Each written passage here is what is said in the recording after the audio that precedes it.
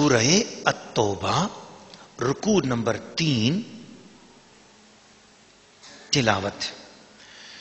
ما كان للمشركين أن يعمروا مساجد الله شاهدين على أنفسهم بالكفر أولئك حبطت أعمالهم وفي النار هم خالدون. إنما يعمر مساجد الله من آمن بالله واليوم الآخر وأقام الصلاة وآتى الزكاة ولم يخش إلا الله فعسى أولئك أن يكونوا من المهتدين. أجعلتم سقاية الحاج وعمارة المسجد الحرام كمن آمن بالله واليوم الآخر وجاهد في سبيل الله لا يستوون عند الله والله لا يهدي القوم الظالمين. الذين آمنوا وهاجروا وجاهدوا في سبيل الله بأموالهم وأنفسهم أعظم درجة عند الله وأولئك هم الفائزون. يبشرهم ربهم برحمة منه ورضوان وجنات لهم فيها نعيم مقيم خالدين فيها أبدا إن الله عنده أجر عظيم. يا أيها الذين آمنوا لا تتخذوا آباءكم وإخوانكم أولياء إن استحبوا الكفر على الإيمان ومن يتولهم منكم فأولئك هم الظالمون. قل إن كان آباؤكم وأبناؤكم وإخوانكم وأزواجكم وعشيرتكم وأموال اقترفتموها وتجارة تخشون كسادها ومساكن ترضونها أحب إليكم من الله ورسوله وجهاد في سبيله فتربصوا حتى يأتي الله بأمره والله لا يهدي القوم الفاسقين.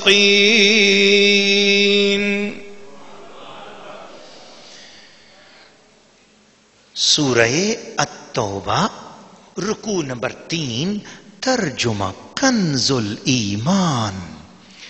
مشرکوں کو نہیں پہنچتا کہ اللہ کی مسجدیں آباد کریں خود اپنے کفر کی گواہی دے کر. ان کا تو سب کیا دھرا اکارت ہے اور وہ ہمیشہ آگ میں رہیں گے. اللہ کی مسجدیں وہی آباد کرتے ہیں جو اللہ اور قیامت پر ایمان لاتے ہیں اور نماز قائم کرتے ہیں اور زکوٰۃ دیتے ہیں اور اللہ کے سوا کسی سے نہیں ڈرتے. تو قریب ہے کہ یہ لوگ ہدایت والوں میں ہوں. تو کیا تم نے حاجیوں کی سبیل اور مسجد حرام کی خدمت اس کے برابر ٹھہرا لی جو اللہ اور قیامت پر ایمان لایا اور اللہ کی راہ میں جہاد کیا؟ وہ اللہ کے نزدیک برابر نہیں اور اللہ ظالموں کو راہ نہیں دیتا. وہ جو ایمان لائے اور ہجرت کی اور اپنے مال اور جان سے اللہ کی راہ میں لڑے اللہ کے یہاں ان کا درجہ بڑا ہے اور وہی مراد کو پہنچے. ان کا رب انہیں خوشی سناتا ہے اپنی رحمت اور اپنی رضا کی اور ان باغوں کی جن میں انہیں دائمی نعمت ہے. ہمیشہ ہمیشہ اس میں رہیں گے. بے شک اللہ کے پاس بڑا ثواب ہے. اے ایمان والو اپنے باپ اور اپنے بھائیوں کو دوست نہ سمجھو اگر وہ ایمان پر کفر پسند کریں اور تم میں جو کوئی ان سے دوستی کرے گا تو وہی ظالم ہے. تم فرماؤ اگر تمہارے باپ اور تمہارے بیٹے اور تمہارے بھائی اور تمہاری عورتیں اور تمہارا کنبہ اور تمہاری کمائی کے مال اور وہ سودا جس کے نقصان کا تمہیں ڈر ہے اور تمہارے پسند کا مکان یہ چیزیں اللہ اور اس کے رسول اور اس کی راہ میں لڑنے سے زیادہ پیاری ہوں تو راستہ دیکھو یہاں تک کہ اللہ اپنا حکم لائے اور اللہ فاسقوں کو راہ نہیں دیتا. سورہ التوبہ رکوع نمبر 3 تفسیر. صدر الافاضل سیدنا امام نعیم الدین مراد آبادی رحمت اللہ علیہ خزائن العرفان میں ارشاد فرماتے ہیں کہ کفار قریش کے رؤساء کی ایک جماعت جو بدر میں گرفتار ہوئی تھی ان میں حضور صلی اللہ علیہ وسلم کے چاچا حضرت عباس بھی تھے. ناظرین و ناظرات سامعین و سامعات آپ ذرا دیکھیں دشمنوں کے ساتھ سگا چاچا جنگ میں آ رہا ہو اور اپنے پاس سے خرچ کر کے ان کو کھانا بھی کھلانا چاہ رہا ہو تو اس پر صحابہ کرام نے ان کو آر دلائی، ان کو شرم دلائی کہ تم نے کیا کیا، رسول پاک کے خلاف اپنا مال خرچ کیا، اپنی رشتہ داری نہ دیکھی کہ آپ کے بھائی کے بیٹے ہیں، آپ کے بھتیجے ہیں، نور نظر ہیں، کیا آپ ان کے خلاف تلوار اٹھا کے لائے؟ اور پھر مسلمانوں کے اندر بھی آپ کے ہم قوم ہیں، آپ نے کوئی رشتہ داری کا بھی لحاظ نہ کیا؟ چلو نبوت تو آپ نہیں مانتے، کم از کم رشتے کا تعلق تو رکھنا چاہیے تھا۔ خیر حضرت علی رضی اللہ تعالیٰ عنہ بھی تشریف لے آئے، جناب مولا علی کرم اللہ وجہ الکریم نے تو حضرت عباس کو سید عالم صلی اللہ علیہ وسلم کے مقابل آنے پر تو بہت سخت اور سست کہا۔ وہ الفاظ احادیث میں موجود ہیں، میرے پاس وقت نہیں ہے سنانے کا۔ حضرت عباس کہنے لگے تم ہماری برائیاں ہی بیان کرتے ہو، ہماری خوبیاں چھپاتے ہو۔ اس پر ان سے کہا گیا جناب آپ کی خوبیاں کیا ہیں، ذرا کچھ خوبیاں تو بتائیں۔ یہ حضرت عباس کے اسلام لانے سے پہلے کی بات ہے، اس لیے اس وقت آپس میں ڈسکشن ہو رہی ہے اور گفتگو ہو رہی ہے۔ تو حضرت عباس نے کہا ہاں ہم تم سے افضل ہیں، ہم مسجد حرام کو آباد کرتے ہیں، یعنی خانہ کعبہ کو آباد کرتے ہیں، کعبہ کی خدمت کرتے ہیں، حاجیوں کو پانی پلاتے ہیں، اسیروں کو رہا کرتے ہیں۔ اس پر بہت توجہ کیجئے گا ناظرین و ناظرات اور سامعین و سامعات۔ اللہ پاک نے یہ آیت نازل فرمائی، فرمایا کہ مسجدوں کا آباد کرنا کافروں کو نہیں پہنچتا، اور آباد اگر کریں بھی کافر مسجد میں، اگر مسجدیں بنائے بھی آباد بھی کریں تو کافر کو اس کا کوئی ثواب نہیں ملے گا۔ اور یہ یاد رکھنا کہ کعبہ کی خدمت کرتے ہیں تو یہ کعبہ کی خدمت بھی ان کو اس کا ثواب بھی نہیں ملے گا، کیونکہ مسجد آباد کی جاتی ہے اللہ کی عبادت کے لیے، اور جو اللہ ہی کا منکر ہو یا شرک کرتا ہو اللہ تعالیٰ کے ساتھ، تو خدا کا منکر ہو، اس کے ساتھ کفر کرتا ہو، تو وہ کیا مسجد آباد کرے گا؟ آباد کرنے کے میں بھی کئی قول ہیں، ان میں ایک تو یہ کہ آباد کرنے سے مسجد کا بنانا بھی مراد ہے، مسجد کا بلند کرنا مراد ہے، مسجد کا مرمت کرنا مراد ہے، اور کافر کو اس سے منع کیا گیا۔ دوسرا قول یہ ہے کہ مسجد آباد کرنے سے اس میں داخل ہونا اور اس میں بیٹھنا مراد ہے، جو مسجد میں داخل ہو کر مسجد میں بیٹھتا ہے گویا اس نے اللہ کے گھر کو آباد کیا۔ اسی طرح مسجد میں اللہ کا ذکر کرنا، قرآن سنانا، اور مسجد میں بیٹھ کر رسول اللہ صلی اللہ علیہ وسلم پر درود و سلام پڑھنا، نوافل پڑھنا، نماز پڑھنا، یہ سب چیزیں مسجد کو آباد کرنے سے تعلق رکھتی ہیں۔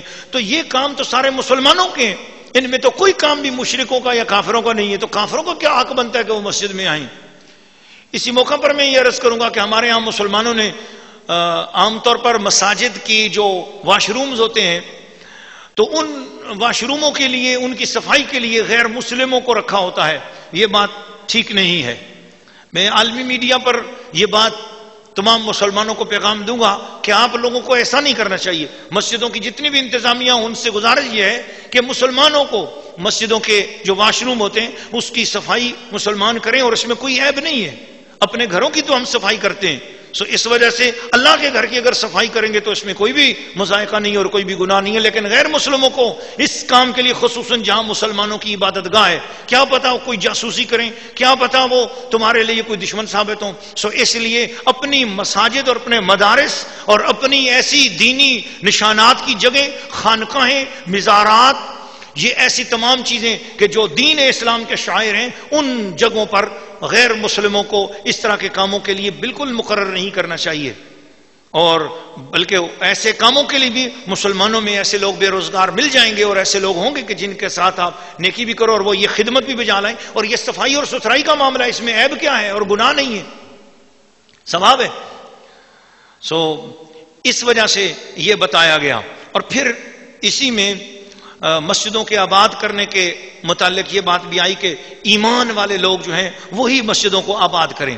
یہ امور مسجد کو آباد کرنے میں داخل ہیں، یعنی مسجد کے اندر جھاڑو دینا، مسجد میں صفائی کرنا، مسجد میں روشنی کرنا، مسجد میں دنیا کی باتوں سے بچنا اور ایسی چیزوں سے مسجدوں کو محفوظ رکھنا جن کے لیے وہ نہیں بنائی گئیں۔ مسجدیں عبادت کرنے اور ذکر کرنے کے لیے بنائی گئی ہیں، اور علم کا کوئی درس دیا جائے، فقہ کا درس دیا جائے تو وہ درس بھی اللہ کی عبادت میں اور اللہ کے ذکر میں شامل ہے اور ذکر الہی میں داخل ہے۔ تو اس میں ایک خاص چیز جو ہے وہ جس کی طرف میں آپ کی توجہ دلانا چاہ رہا ہوں وہ یہ ہو گئی کہ جو لوگ نبی اکرم صلی اللہ علیہ وسلم کے گستاخ ہیں، بے ادب ہیں، جنہوں نے اللہ کے رستے سے روکا۔ اللہ کا رستہ کون سا تھا؟ کعبہ تو ان مکے کے کافروں اور مشرکوں کے پاس تھا، حضور علیہ الصلوۃ والسلام تو مدینہ شریف میں ہیں۔ تو اللہ پاک فرماتا ہے یصدون عن سبیل اللہ، وہ اللہ کے رستے سے روکنے والے۔ تو اللہ تعالیٰ کا رستہ کون سا ہے؟ تو پتہ چلا کعبہ اللہ کا رستہ بعد میں ہے، پہلے رستہ اللہ کا مدینے سے شروع ہوتا ہے، یعنی حضور صلی اللہ علیہ وسلم اللہ کے راستہ دکھانے والے ہیں، صراط المستقیم وہ ہیں۔ اس لیے جو حضور صلی اللہ علیہ وسلم کو اللہ کے گھر سے روکے، حضور صلی اللہ تعالیٰ علیہ وسلم کی بے ادبی اور گستاخی کریں، تو اللہ پاک فرماتا ہے اس کا کوئی کام نہیں ہے کہ وہ میرے گھر کی خدمت کرے، اور اگر کوئی بنا بھی دے گا اور خدمت کرے گا بھی تو اس کا ثواب اس کو کوئی نہیں ہوگا۔ اس لیے اس سے یہ ثابت ہوا جو رسول اللہ صلی اللہ علیہ وسلم کا گستاخ ہے وہ کتنی مسجدیں اور مدرسے بنائے اور حتیٰ کہ کعبے کی بھی خدمت کرے اور کعبے کی بھی خدمت پر مقرر ہو جائے، اور وہ ہو اللہ کے رسول کا نافرمان اور اللہ کا نافرمان، تو اس کا یہ سارا عمل بیکار جائے گا۔ کسی نے کیا خوب کہا، نماز اچھی، حج اچھا، روزہ اچھا، زکوٰۃ اچھی، مگر میں باوجود اس کے مسلمان ہو نہیں سکتا نہ جب تک کٹ مروں میں کھا جائے بطحا کی الفت پر، خدا شاہد ہے کامل میرا ایمان ہو نہیں سکتا۔ تو اسی کے ساتھ ساتھ اس میں مسجدوں کی تعمیر اور مسجدوں کی خدمت کے حوالے سے بھی حوصلہ افزائی ملتی ہے کہ اللہ کے گھروں کو تعمیر کرنا چاہیے، ان کی خدمت کرنی چاہیے اور اللہ کے گھروں میں اپنی کمائیاں پیش کرنی چاہیے۔ اور مسجد کی خدمت کے حوالے سے تو حضرت سیدنا تمیم داری رضی اللہ تعالیٰ عنہ کا ایک واقعہ مجھے یاد آتا ہے۔ مسجد نبوی کے اندر ایک ہی چراغ ہوتا تھا رات کے وقت، اور اسی ایک چراغ کی روشنی میں جانے عالم صلی اللہ علیہ وسلم اپنے سراج منیرہ چہرہ اقدس کے ساتھ صحابہ کرام میں بیٹھے ہوتے۔ حضرت تمیم داری شام گئے تو وہاں سے آتے ہوئے چراغ لٹکانے والے لے کے آ گئے، وہ لے کے آ گئے۔ انہوں نے آ کر ایک دن جو ہے نا دوپہر کے وقت جب مدینے شریف پہنچے تو انہوں نے مسجد نبوی کی چھت میں وہ سارے کے سارے چراغ لٹکا دیے۔